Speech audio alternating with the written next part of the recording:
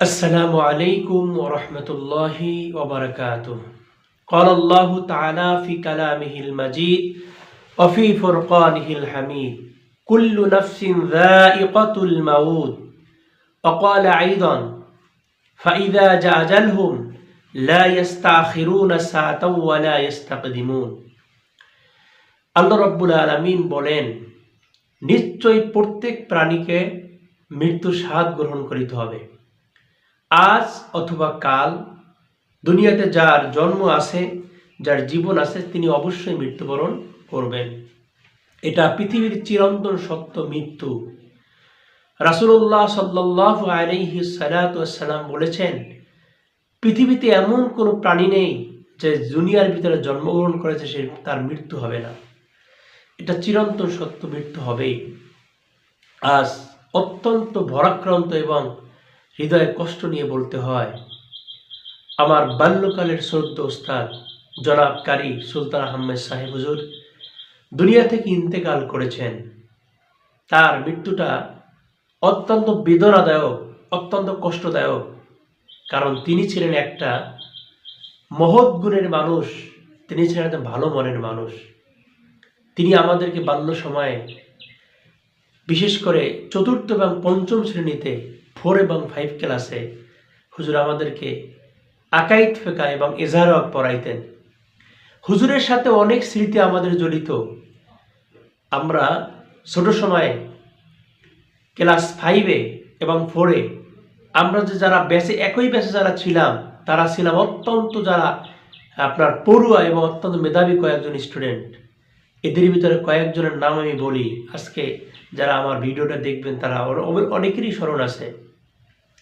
আপনার ফখরুল ইসলাম ভাই, জসিম ভাই, রুহুল আমিন ভাই, তারপরে আমি, এছাড়াও বহু ধরনের আপনার আমাদের ক্লাস ছাত্র ছিল, সবাই ছিল মেধাবী।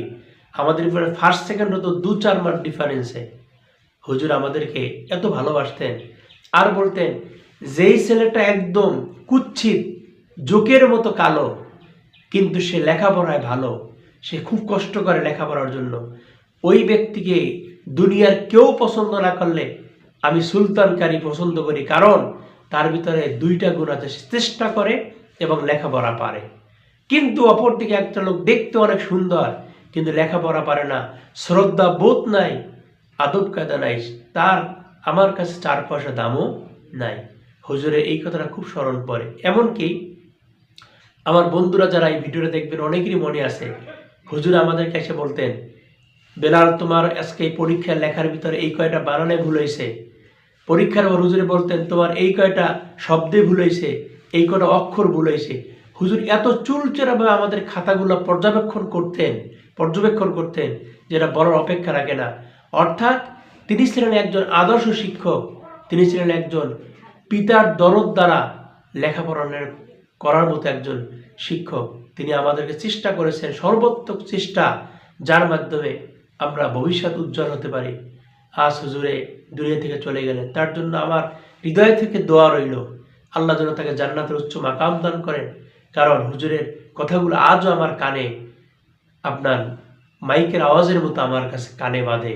হুজুরের কথাগুলো, হুজুরের বাসনভঙ্গি, হুজুরের আজান, বিশেষ করে হুজুর এত সুন্দর কায়দা আজান দিতে পারতেন যেটা হৃদয়ে আমার এখনো স্মরণ আছে। হুজুরের কণ্ঠ ছিল অত্যন্ত ভালো।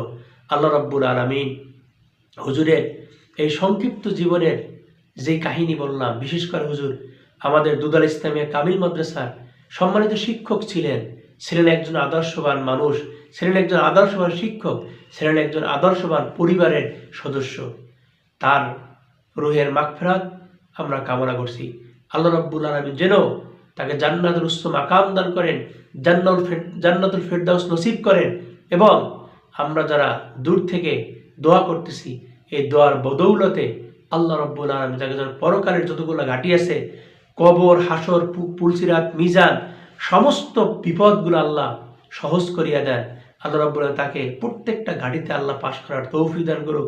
এবং শিক্ষক ছাত্রের যে সম্পর্ক, আল্লাহ রাব্বুল আলামিন আমাদেরকে মৃত্যুর পরেও তার কথাগুলো আজকে স্মরণ করাচ্ছে। আল্লাহ রাব্বুল আলামিন যেন তার জীবনের গুনাহ খাতা মাফ করেন, আমিন। আসসালামু আলাইকুম ওয়া রাহমাতুল্লাহি ওয়া বারাকাতুহু।